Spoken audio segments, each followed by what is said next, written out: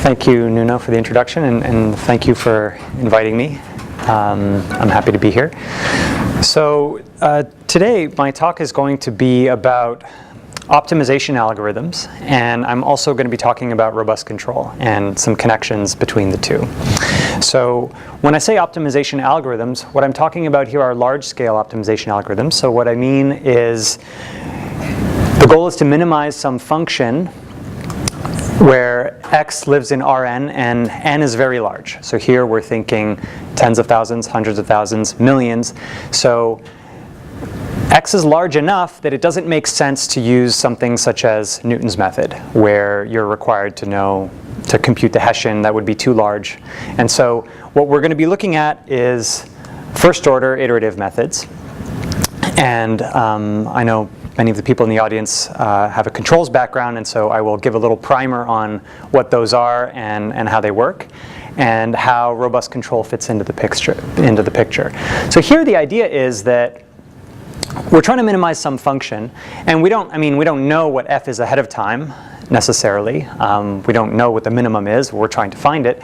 But we can query the function. We can say, all right, well, what is the function evaluated at a certain point? Or what is its gradient at a certain point? You can approximate those things. And through a sequence of queries, you want to eventually get to the minimum value of the function. And you may know something about your function to begin with. You may know certain bounds on how steep or how it can be at certain points, for example. And that might tell you something about f, but other than that, you don't know anything. And what you would like is some sort of guarantee on the performance of your iterative algorithm. So to give you an example, so here's a very simple example. It's just a quadratic function, and these are contours of some quadratic function. And there's the minimum, and you're trying to get to the minimum by making a sequence of queries. So the easiest way to do that, or the simplest way, is what's known as the gradient method. So the gradient method, you start at some point. So here I'm starting at the point x naught, and you move in the direction of the gradient of the function. And so at the k plus first iterate will be the current iterate minus some alpha, which is a step size, times the gradient of f evaluated at that point. And so here I gave you an example with a particular choice of alpha, and then you have this zigzagging that happens. And as you might imagine, if the ellipses, the contours of the function are very squished, then it's going to take a lot of iterations to get to convergence. And what I have here is a plot of the error, so the distance to optimality, as a function of the number of iterations. So your step size is constant, and alpha is the step size is constant in this case. Alpha is a constant. So one thing that people have done is they've said, well, we don't want to use higher order information, but perhaps we can improve the performance by using memory. So what we're going to do is we're going to allow ourselves to store the previous steps that we took, and then maybe use that information in taking maybe a more complicated step. So one of these methods is called Nesterov's method. So there is something that looks like a gradient step, but you're also adding this additional momentum term, which depends on the length of the previous step. So now xk plus 1 depends on xk and also xk minus 1. So you need a little bit of memory there. And now there's two parameters to tune. You have to tune the alpha, which still serves the role of a step size, but you also have to tune this beta, which is like a weighting parameter. And here is the convergence of Nesterov's method. So it's much faster than the gradient method for this choice of parameters. And is the gradient known exactly, or? I will touch on that topic later in the talk. For now, I'm assuming it's known exactly, yes. Here's another method. It's called the heavy ball method. Here it actually has a simpler functional form than Nesterov's method. It looks just like the gradient method, and then you're just directly adding momentum. So what this momentum allows you to do is it allows you to take larger steps. So you can be more aggressive because you've got this extra correction term that's helping you out. Now, this turns out to be the fastest method. And what I didn't tell you is that actually I tuned these alphas and betas. These alphas and betas have been optimized, so they're not the same for each method. The alpha for the heavy ball is different from the alpha for the Nesterov, different from the alpha for the gradient. And they've all been optimized to give you the best possible rate over the entire class of quadratic functions that has this ratio of width to height. So if you give me any quadratic function that has that ratio of width to height and any starting point, these are the best rates that you can achieve over that entire class of functions. So it's a robust tuning of these algorithms. It's the same ratio of singular values. Yes, a same upper bound on the on the ratio of singular values, exactly. So this is a robust result. Now, if I were to give you a particular quadratic function and I told you I want the best performance for this particular quadratic, these might not be the tuning parameters that you use. You could play this game forever where, how do I perfectly tune my algorithm to work as well as possible for my particular function, but what you actually want is something more robust. You want a set of tuning parameters that will work for an entire class of functions. And so that's the problem we're going to be looking at today, how to find ways to robustly tune algorithms. And this was just a simple quadratic example. So in general, the idea is that you've got some function you'd like to minimize, and it lives in some class of functions S. Now, the class I showed you before was quadratics of a certain type, but these could be more general functions. I'll talk about that later. And then G is the set of algorithms that we're going to be looking at. So I had 3 classes of algorithms on the previous slide, but even within one class of algorithm, you can consider all the different ways of tuning the parameters, and that could be your set G. And what we're looking to do is look at the worst case cost over the class F. Now this cost could be, for example, the convergence rate we're trying to make as fast as possible. But you're looking at the worst case, and then you're minimizing that over the class of algorithms. So you want to find the best possible tuning that achieves the best worst case performance. So S and G, the sets S and G are problem parameters, and the goal is to find this optimal tuning of the algorithm. In the class of algorithms, is it defined in a parametric manner or more broadly? It can be defined more broadly, so I'll talk about that as well. Okay, so currently how is this done in practice? So there's a lot of applications of large-scale optimization, usually in machine learning and things like that.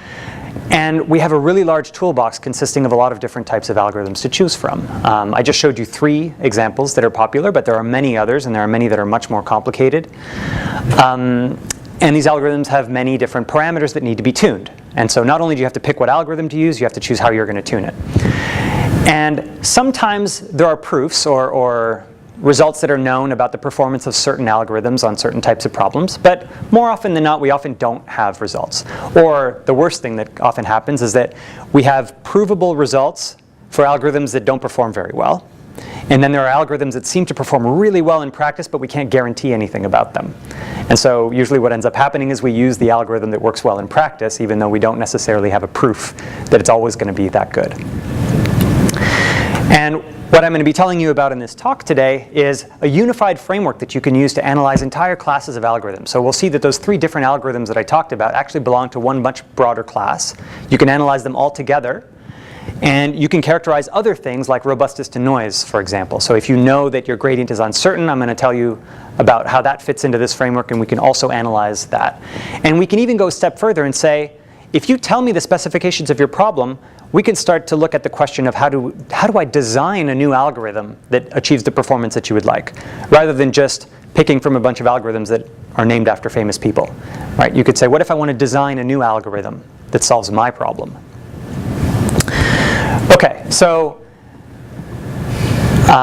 these are the algorithms that I looked at, right? The gradient method, the heavy ball method, and Nesterov's accelerating method. And these are all different possible choices for G. And those are the ones I'll focus on for this for this lecture. And maybe it'll become a class someday, I don't know. So these are the 3 algorithms I'll be focusing on, but they're pretty illustrative examples. And then there's also the class of functions over which we're going to optimize. Now, the example I showed you before was quadratic functions. And when I said of a particular condition number or condition number, what I meant was this M and L. So those would be fixed, and then I'm optimizing over I'm taking the worst case performance over all the F's that live in that class. So the nice thing about this class of functions, which I showed you before, I was able to solve that problem exactly, and that's because that min-max problem that I showed you actually has an analytic solution that you can find explicitly. And that's because, well, quadratic functions are simple enough that the gradient of a quadratic function is linear. You can actually do that analysis just by hand. And when you do that, you get some results. So I'm going to show you the results for these 3 methods right now.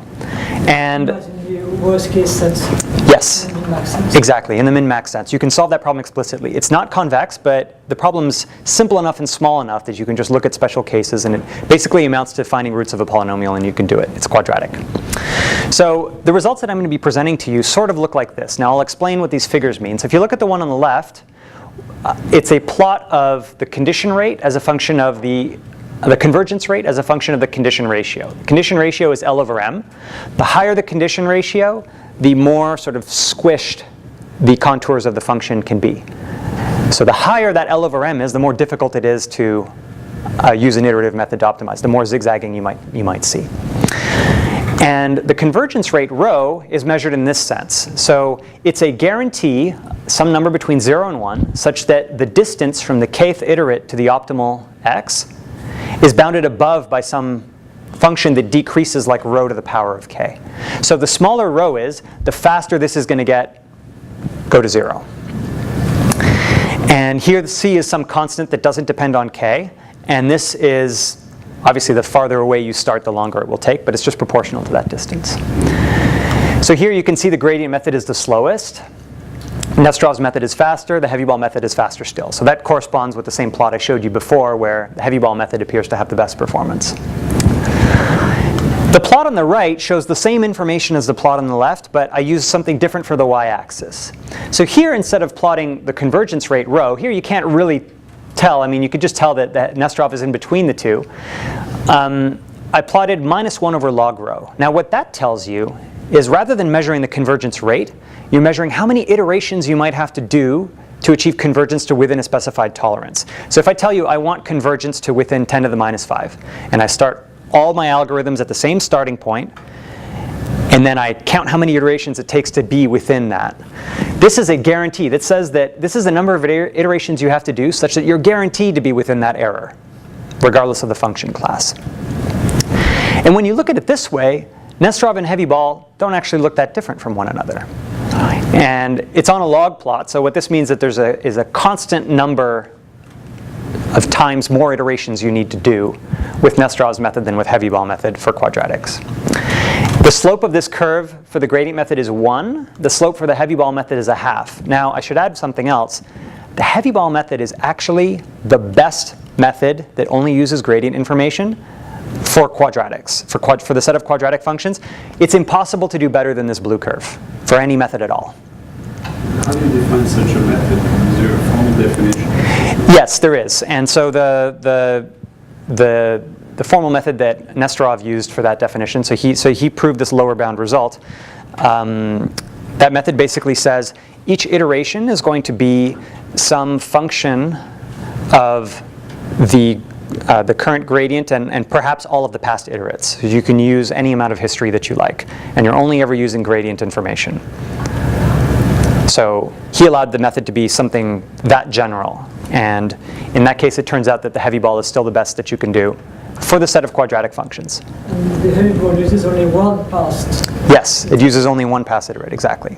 But the fact that your full memory really doesn't help you here if it's on the set of quadratic functions. No, it doesn't. It doesn't, so it's a bit of kind of a lukewarm theorem. Well, it's not my theorem. I'm just saying. I mean, it's like you're giving sprinkles in the air, but it really is. Right. Nesterov actually also proved his result in a stronger sense, that for the set of strongly convex functions, which I'll talk about those in a second, his result still holds. So basically any iterative algorithm that you can come up with that only uses gradient information is never going to beat the slope of 1/2 and is never going to be below that blue curve. And we all know that the gradient method itself is very slow, so basically any method we're going to be looking at is going to be somewhere in between that blue curve and the red one. Is it in his book? Yeah, it's this lower bound result. If it's strongly convex, then at some point sufficiently close to the optimum, Locally. is going to be locally But quadratic. this is global. So Yeah, but the convergence rate, you know. So the heavy ball method is actually converges locally. Yeah. So yes, you can prove that. That means that if you're within some epsilon of the optimal, you will converge at that rate, but there's no guarantee on how small epsilon needs to be. So you might have to be arbitrarily close. Epsilon could be 0. That's the problem. One issue you don't show is capital C, right? Yes, that's also another factor. A lot of stuff, but let me keep going. So here's a robust algorithm selection problem. There's three things we're going to need here. We're going to need some way of representing the algorithms, some mathematical representation for the algorithms. We're going to need some mathematical representation for S, the set of functions. And then we're going to bring those two things together, and we're going to have a theorem that says, here's your G, here's your S with their associated representations, here's a robustness result. All right, so that's where we're going. How do we represent G? How do we represent the algorithm? Here's an example, the heavy ball method. What I'm going to show you here applies to all the other algorithms that I showed you as well. It's just a similar derivation. So the idea here is that you think of this as a discrete time dynamical system. So the state is X, and it evolves over time, which is discretized, and it's this index K. Now when you think of this as a dynamical system, and you imagine its trajectory, if you want it to converge, that's like saying something about the stability of that dynamical system, right? Something about its stability is equivalent to something about the convergence of the algorithm. Now the difficulty in analyzing something like this is that, well, it's got this grad f, and you don't know what grad f is. So part of the trajectory is determined by something deterministic, right? The alpha and the beta that you get to decide on. But then part of it is determined by this uncertainty, this gradient of f that you don't know. So the first thing you do is you define grad f as an input, and then you define pk to be a previous state. And then you can do the following transformation. So now what I have here is a set of dynamics. These dynamics are exactly the same as the dynamics in blue. The input is u, which is the grad of f applied at y. And so I think of that as the input to my function here. So instead of being minus alpha grad f, it's minus alpha u. And so the way I've written it now is this is a linear time invariant dynamical system. And all of the uncertainty in the problem is encapsulated in this block here. So I've separated the part of it that is known from the part of it that is unknown. And the dynamics of this are the closed loop dynamics of this interconnection. So another way of saying that is that this first block represents the algorithm. It's linear and it's known. It's what we get to decide. And then there's this part here which represents this function over which we're applying the algorithm. And it could be nonlinear. It could be uncertain. We don't know it exactly. And another important thing is coupling. So when I say that this is decoupled, what I mean is that, remember, the size of x could be really large, right? X could be 10,000, a million dimensional, right? But if you look at each of the matrices here, they're all diagonal. They're all diagonal with repeated blocks. So you can actually think of this as 10,000 copies of the same two-state system. Right? It's the same system repeated, and it's just applied to each of the components of u individually. And so in other words, the first component of u determines the first component of x, and the first component of p, and the first component of y. Now, this, of course, can couple all of those things once again, but it's actually important that this part of it is decoupled. Right? Okay, so this is the same picture as on the previous slide, but now this is the algorithm, and this is a nonlinearity. We have dynamical equations for the algorithm, and then we have this equation for the nonlinearity. And this representation can actually be used for each of the three methods that I told you before. Heavy ball method is what we found on the previous slide, and then you can also do the same thing with gradient and with Nesterov. The gradient method is smaller because it has no memory. You can represent it with just one state. You don't need to have two states. And other methods can be represented this way as well. So at this point, you're not limiting yourself to quadratic functions anymore? Right now, I'm just talking about G. Because if it's quadratic, your gradient f is linear. So Yep, but we're separating that out. We just treat it as a u, and we don't know where it came from. So possibly non-linear, but quadratic function. Yeah, if it were quadratic, then it would be linear. You're right. But right now, we're just concerned with the G part of it. So we can represent G, and that only depends on the algorithm. It has nothing to do with the function we're applying it to. Okay, now there's a precedent for this, right? Representing dynamical systems as a linear part and a nonlinear part. This dates back to the 1940s. This is called the Laurent problem, where you have a known linear system and some static nonlinearity that belongs to some set.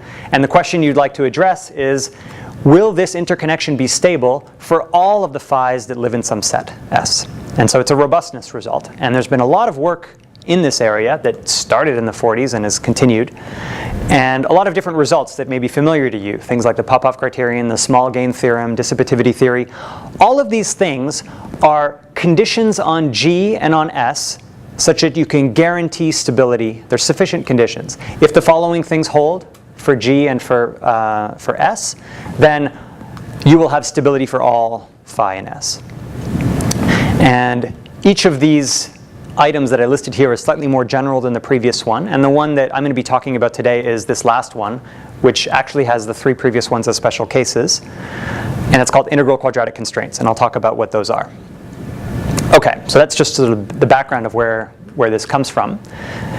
Now let's talk about the nonlinearity. We already talked about the algorithm. Let's talk about the nonlinearity. So the key here with IQCs is, well, actually before I get to that, we talked about quadratic functions only, but I'm going to be talking about 2 other classes of functions. So the quadratic functions, as you pointed out, the gradient is linear. And when we talk about this bound m and l on the slope, what we're effectively saying is that the gradient of f is linear, and its slope is somewhere in that sector, right? I could think of a more general class of functions, which is the sector-bounded and slope-restricted functions. Now, these are functions that again are in the sector, but they're not linear. Here I drew it as piecewise linear. It doesn't have to be piecewise linear either. All this means by slope-restricted is that the slope of the line at any one point can never be shallower than this lower slope and can never be steeper than this top one. So the function is restricted to lie in that sector, but the slope is also restricted. And then there's this third class of function that's even broader still, where basically all you're saying is that it has to be in the sector. The function can do anything you want inside. And in fact, it could be discontinuous. Here I drew a continuous version, but it doesn't have to be. It could even change over time, as long as every time you evaluate it for some value of x, the gradient is somewhere in that sector. Okay?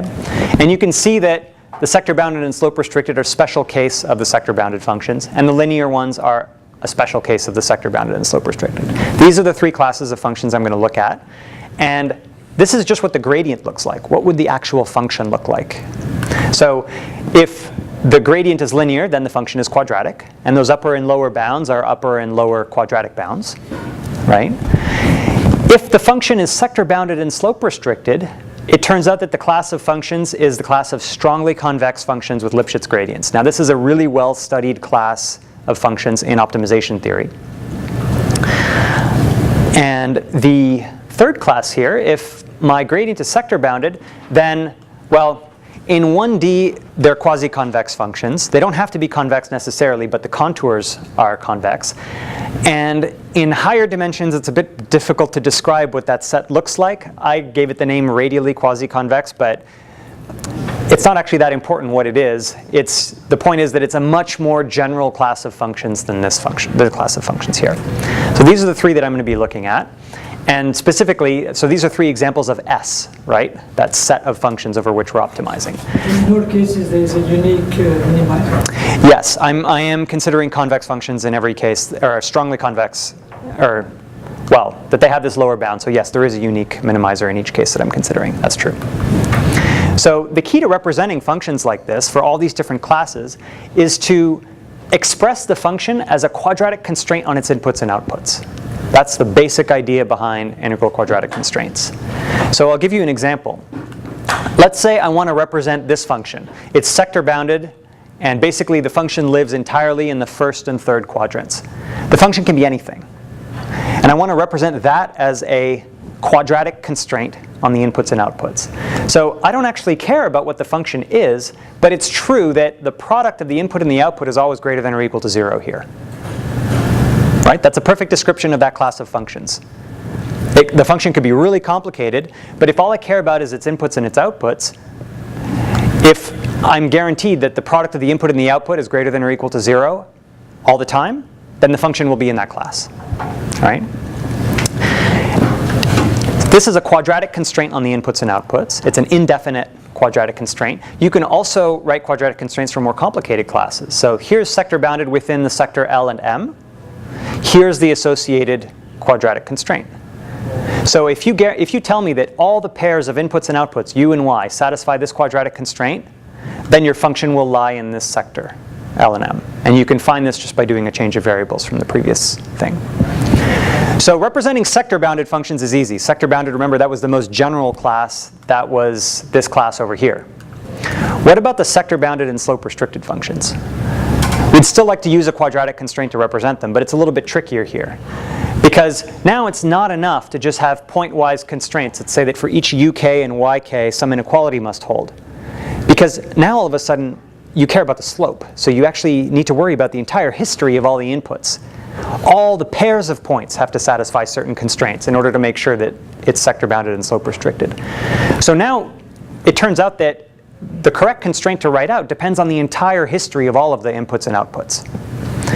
But as I'm going to show you, you can actually do this with a quadratic constraint again.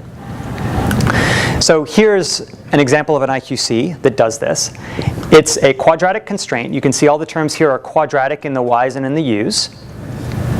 It's a sum of terms, and this sum is greater than or equal to 0. And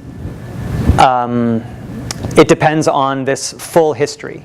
So if you have a sector-bounded and slope-restricted function, it's going to satisfy this inequality for any sequence of inputs y, where u is defined as the gradient of f at y, and for any horizon t. So this is a whole sequence of inequalities, quadratic inequalities that must hold. Right? This actually has a name. It's called a Zames-Falb IQC. And there's a whole family of them. I just gave one example here of a Zames-Falb IQC. There's an entire parameterized family of them that each must hold for all the strongly convex functions. All right.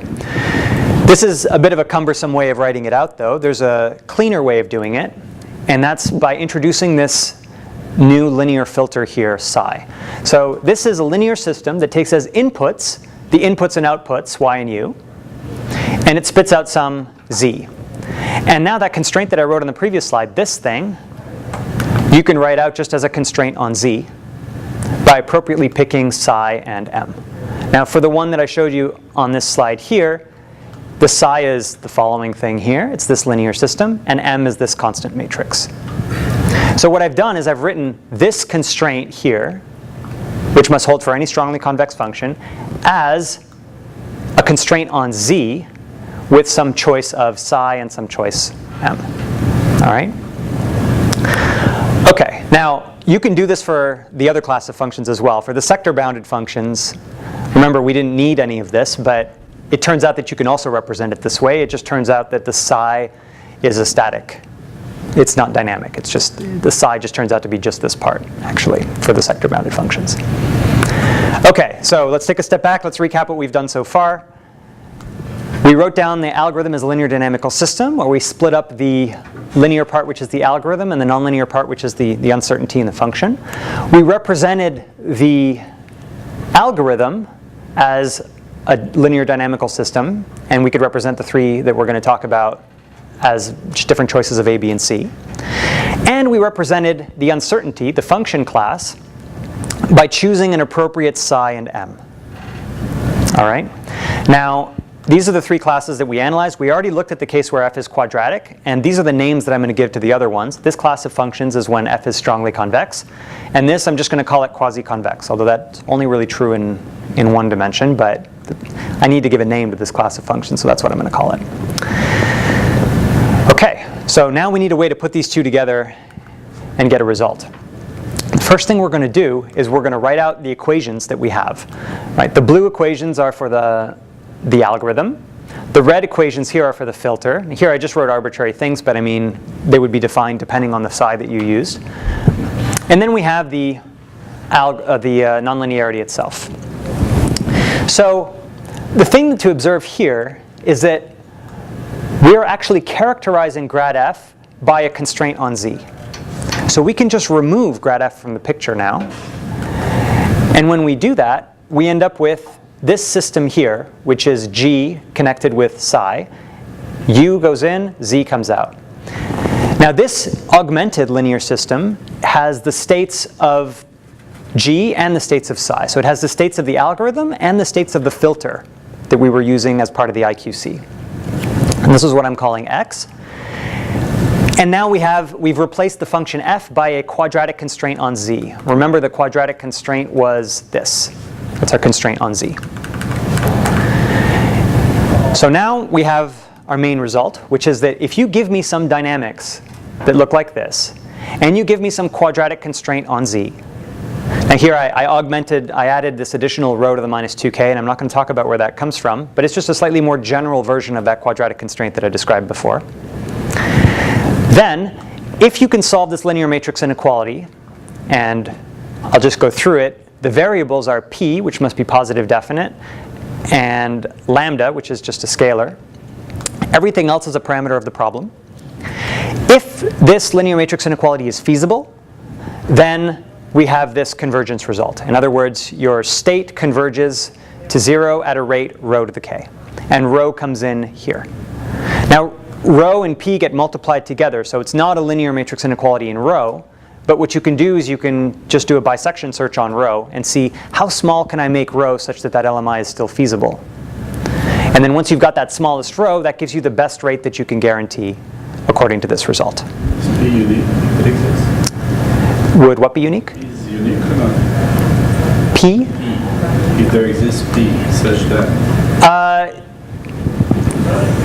No, in general it won't be unique. I mean, it might be unique in the limit of the smallest possible rho that you could find, because then I suspect that the feasible P will move to a boundary of the set, and then it might be unique in that case. Symmetric also, presumably. Yes.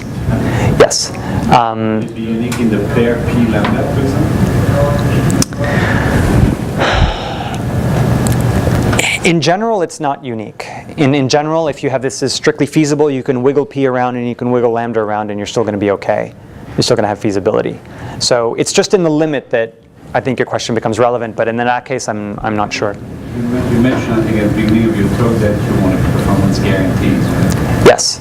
But if P wiggles with lambda and P is not unique, then this thing can be actually quite large, no? So are you referring to this here? Okay, so the rho is unique. And so the rate that you get is unique. Now it could be that you can only get this rate at the expense of a larger p, but that p is the constant part. It doesn't tell you about the convergence rate. It just tells you a constant offset. So I agree that that's an important issue. You have to worry about how big this is. And actually in the paper we do a study of how p scales with rho and so on. But I'm not really going to talk about it. Yeah. No, rho is the same rho as in the cost function, right? Yeah, this rho is the same rho as here, and it's also the same rho as there. No, it's not fixed as you optimize over rho. Right? What do you mean cost function? The previous line. This? No, higher. This? Yeah, the same rho, right? Yes. Yeah, it's the same rho. Right. So you change your filter psi as you change rho. Yeah. Okay. Now one thing I want to point out here is that the size of this linear matrix inequality does not grow with the size of the space. Remember we were talking about doing optimization on a 10,000 dimensional space?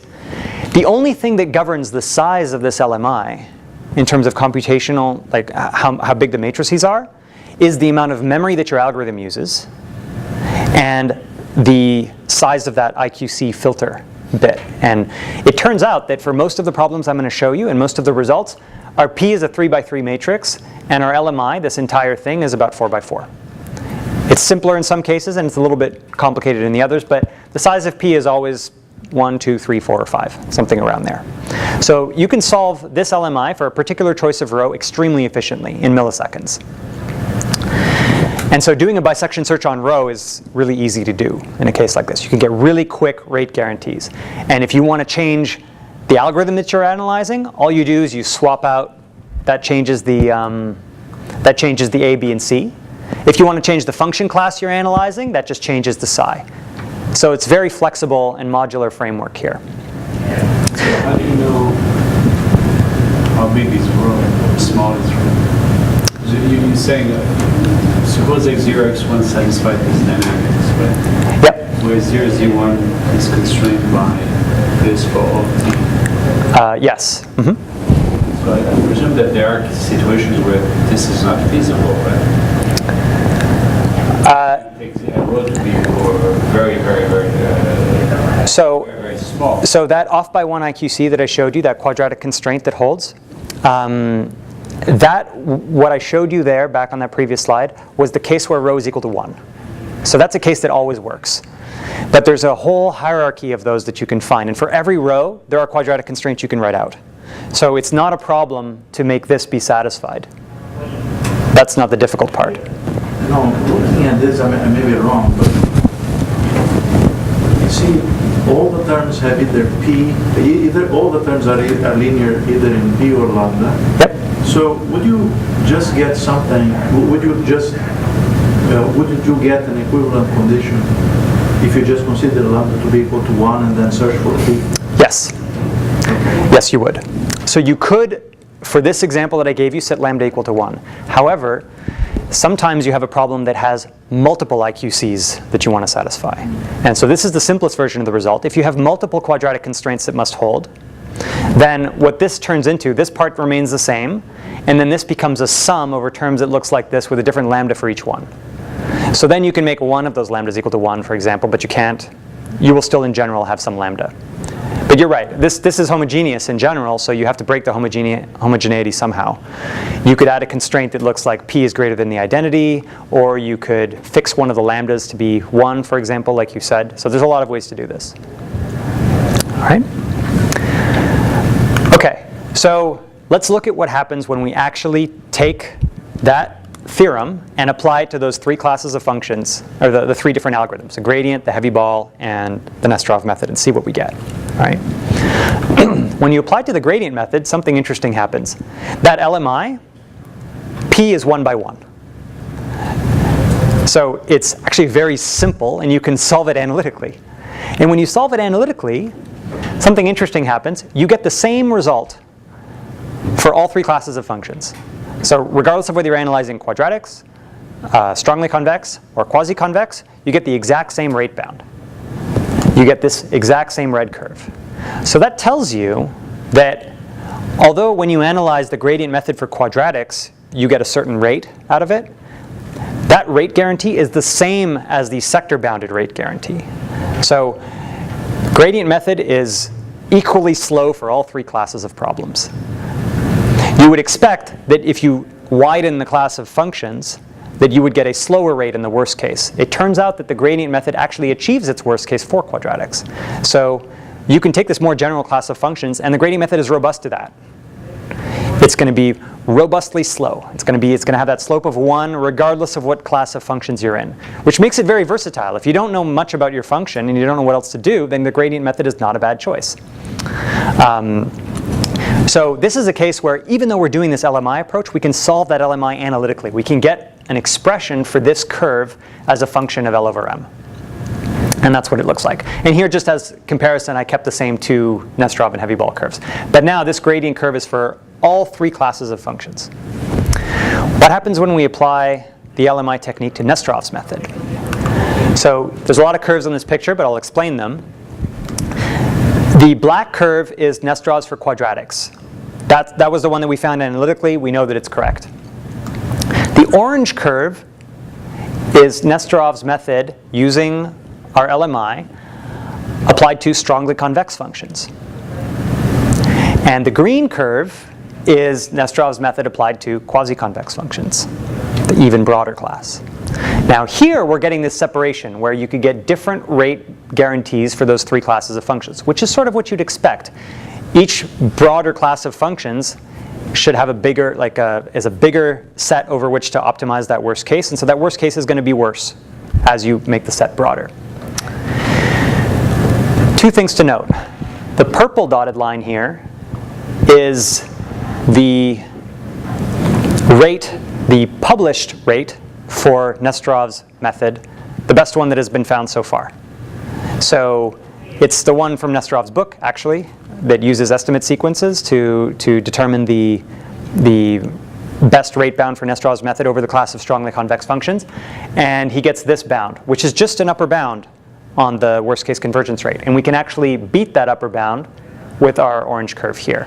Now when you look at it on this side, they all scale the same way. They all have that same slope of a half, but you can see that the orange curve lies in between the quadratic one and the purple one. So using the IQCs actually improves the best bound known for Nesterov's method from the literature. Another thing that you notice is that the green curve doesn't actually crosses 1 here. Remember, when you go above 1, all of a sudden you can't even guarantee your algorithm's stable anymore. So if you apply Nesterov's method to a quasi-convex function, all bets are off. You can't guarantee stability anymore. Okay, so that's Nesterov's method. What happens when we apply the technique to the heavy ball method? Heavy ball method, remember, that was the one that had the best possible performance of any method when applied to quadratics. And here's that same blue curve, heavy ball on quadratics. But now both quasi-convex and strongly convex don't converge. Or for L over M sufficiently large, you can't guarantee convergence anymore. If L over M is small enough, then yeah, these numbers are less than 1. So that means the algorithm will always converge. But if L over M is sufficiently large, all of a sudden you can't guarantee it anymore.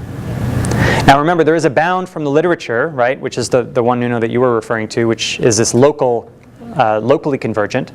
The heavy ball method is locally convergent in that if you give me any function, if you start close enough to the optimal point, then you will be attracted to that optimal point.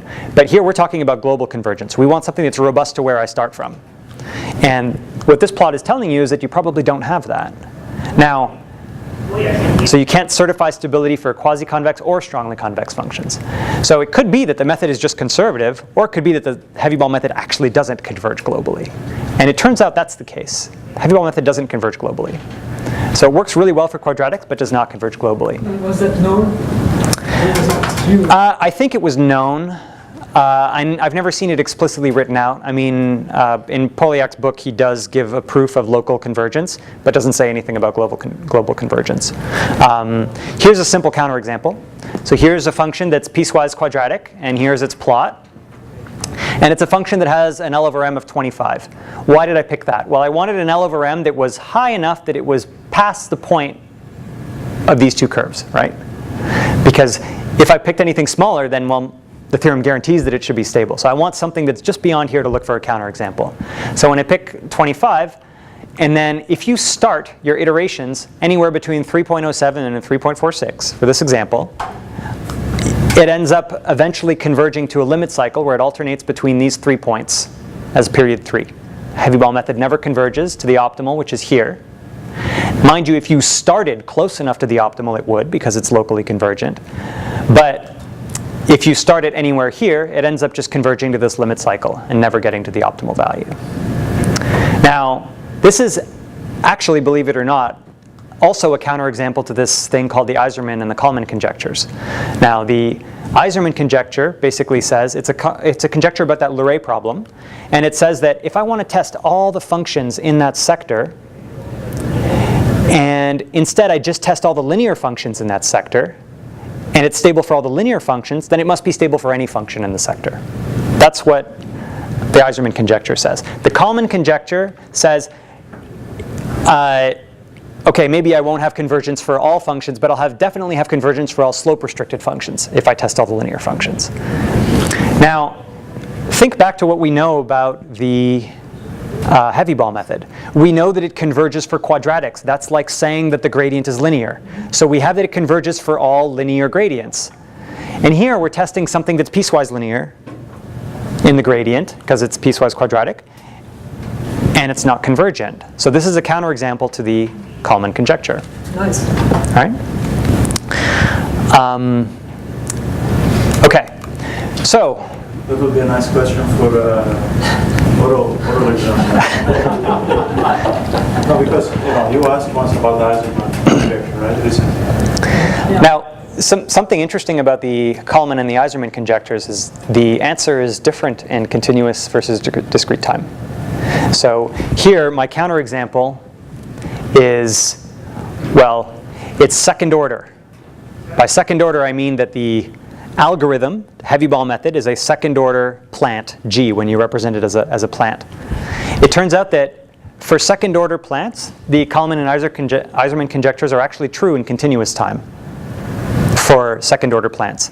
And I believe the Eiserman conjecture fails at third order plants, and then the Kalman conjecture fails at fourth order plants.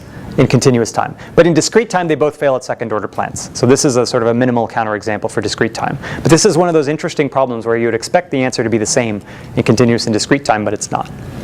Just a random aside. What's that? That's a good question. I mean, there's a lot of papers written on finding simple counterexamples to the common conjecture, and because they're four-dimensional, they're very complicated. And rather than having some sort of repeating thing, it sort of converges to some trajectory, so it's much more complicated. I don't have any good intuition as to why. Yeah. Okay, so I promised you we could also do noise robustness in this framework, and it turns out we can. The way we're going to do it is like this. So take the same interconnection we had before, but now I'm going to add a new block here. And this block represents multiplicative noise.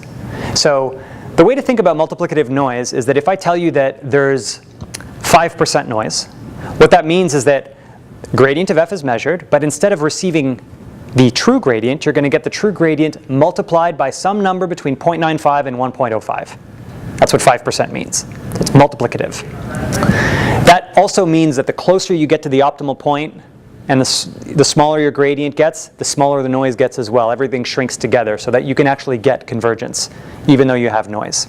You can get exact convergence even though you have noise. So now we have two blocks, and we want to, again, analyze this loop. But we want to analyze it with respect to two sources of uncertainty. Uncertainty in the function, as before, but now uncertainty in the multiplicative noise. So we can represent the multiplicative noise that I just described to you as an IQC. And the way you represent it is this way. This is what multiplicative noise means. It means that the norm of u, what you measure, and w, the actual gradient, is bounded above by some delta times the original w. So this, if you square both sides, is a quadratic constraint on w and u. In fact, it's a sector-bound constraint. So we already know how to represent that.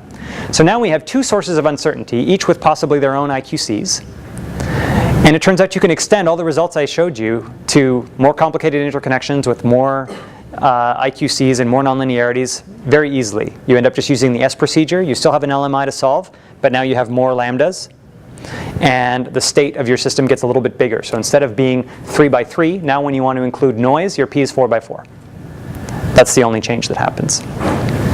But we can still analyze all the algorithms we had before. Okay, so let's analyze the gradient method. So this is the gradient method. The black curve is the gradient method with the optimal tuning. This is the best possible step size that you could pick for the gradient method. And it turns out that that step size is 2 over L plus M.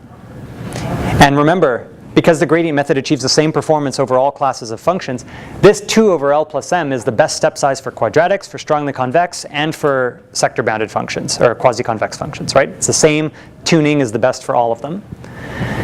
But here, the different blue curves represent different levels of multiplicative gradient noise. So it goes from 1% to 5, 10, 20, and 50%. And you can see that as you increase the noise, all of a sudden you can't guarantee stability anymore. In fact, for any noise you pick, there is an L over M that's large enough such that your algorithm isn't stable anymore. Okay, so although the gradient method was very robust to different types of functions, it's not robust to noise when you tune it this way. So one thing you might ask is, well, okay, well, if this happens in practice, I just take a smaller step size, right? Maybe my step size was too aggressive. So if you take a smaller step size, something interesting happens. This is a step size of 1 over L. It's about half of the step size here. And now look at what happens. Now you have robustness for all these different levels of noise. What you're paying for is number of iterations it takes. But there's also another price you're paying, and that's even if you decide to use this tuning because you want to be robust to noise, and then it turns out there is no noise, it's still going to take you longer to converge. There's a gap here. And that gap is roughly a factor of 2, because the step size is roughly half. So there's a trade-off here. And the trade-off is a trade-off between performance and robustness. You can be robust to noise, but you're going to pay for it in performance when there's no noise. And that's sort of what you'd expect, right? This is what happens in controls. We're constantly trading off performance and noise. Performance and robustness. If you care too much about optimizing the rate of convergence, this is the classical dilemma in H2 control. If you care too much about optimizing performance, you end up having a very fragile controller. So this sort of illustrates that trade-off. But we can do this analysis for the Nesterov method as well, right? The Nesterov method, which achieves this optimal rate. Let's take a closer look. Well, it turns out that the Nesterov's method is also not very robust to noise. But now it's not as clear how we should fix the problem, because we have alpha and beta. Now, I could just make beta 0, and now I've recovered the gradient method, so that's fine. But now, instead of converging at that rate of a 1/2, a slope of a half, it's going to be slow. So now I have to worry about something else. I can make the method more like the gradient method. That will slow down convergence, but make it more robust. Or I could keep this fragile Nesterov's method, which converges very fast, but only when there's no noise. So is there some way I can get both? Is there some way I can have a method that's almost as fast as Nesterov, but really robust to noise, just like the gradient method can be? And so that's the question. That's where we want to go with algorithm design.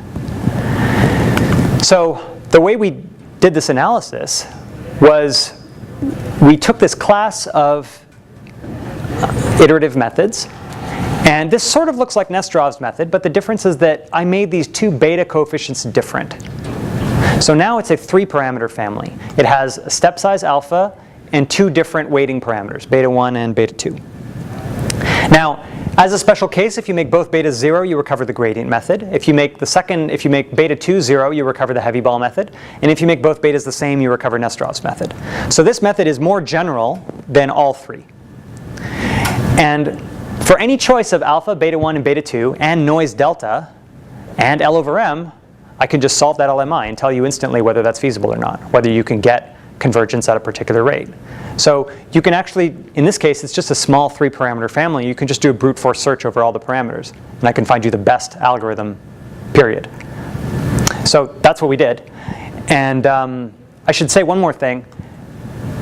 I only used 3 parameters here, and it turns out that 3 is all you need to represent this class of functions. The class of all functions that the class of all iterative methods that only use 1 time step of memory, that is. Because remember, that's just, you're iterating over all the possible G blocks. And G is a second order system. And so, all right, now you think, okay, there's 1, 2, 3, 4, 5, 6. There's 8 different parameters to choose from in your state space representation. But then you could put it in a canonical form, so now you don't have as many. Another way to think about it is that there's 1, 0, and 2 poles, and a constant out front. And it turns out that all algorithms must have a pole at 1. So now you're left with 3 parameters. So this is just one possible parameterization of that family. So when you do that, this is what you get. So the black curve here is actually Nesterov for quadratics. Remember, when we analyzed Nesterov's method before, there was a gap between its performance on strongly convex functions and its performance on quadratics. This shows that if you forget about the way Nesterov tunes his algorithm in his book and you tune it in a completely different way, you can actually get a better performance for Nesterov on strongly convex functions. You can actually close the gap here. Now, as you'd expect, as you add more noise, you're still stable, and you just pay for it in more iterations. But there's another price you're paying here, which is that the slope of this line gets slightly larger as you move away from it. So when there's more noise, you also lose that convergence rate of 1/2. But the good news is that it doesn't get as high as 1, which is the slope of the red line. In fact, with 50% noise, this top blue curve has a slope of about 0.7. So there's actually a lot to be gained in better tuning of algorithms. You don't have to pick one of the 2 extremes. You don't have to pick the gradient method that is really slow and really robust, or Nesterov's method, which is really fast but very fragile. There's all these algorithms in between that explore that trade-off between how much noise you have and how much performance you can get out of it. So, and keep in mind, these are robustness results. I'm not assuming the noise is drawn from some stochastic process, that it has some statistics associated with it. This isn't average performance. This is worst case performance. The noise could be adversarially chosen. There could be someone on the other side picking the noise to try to screw up your algorithm as much as possible at each iteration. And this is still the guarantee that you get. Okay? So this means that we can start doing automatic algorithm design. Now, I just did a brute force approach here. We're currently investigating sort of more elegant methods of doing parameter search. When you have more than 3 parameters, for example, it becomes infeasible to do it this way. But that's something we're currently looking at. So I only touched on some aspects of this framework in this talk. Basically, I told you about this unified framework and the modularity we saw a little bit, and how efficient it is computationally because the LMIs are very quick to solve. We've showed improved performance bounds on some known algorithms like Nestorov's method. What I didn't talk about is that there's a lot more that you can do. You can represent proximal algorithms, which means that you can do constrained optimization. You can do things like the projected gradient method, where you're optimizing over some constrained set, and so you take a gradient step, then project onto the set, then take a gradient step, then project onto the set, and keep doing that. You can do higher order accelerated projected methods, all that, any combination of any of the things I talked about. You could add noise robustness onto that as well. All that does is just add more blocks, and it's very easy to analyze all of this. You can also represent operator splitting methods. So an example of this is ADMM. Or other types of distributed algorithms. Currently, the only real limitation that we have is that we can't do algorithms where the parameters change over time yet. So if you pick something like the conjugate gradient method that has a direction and step size that changes adaptively, that's something we can't analyze yet.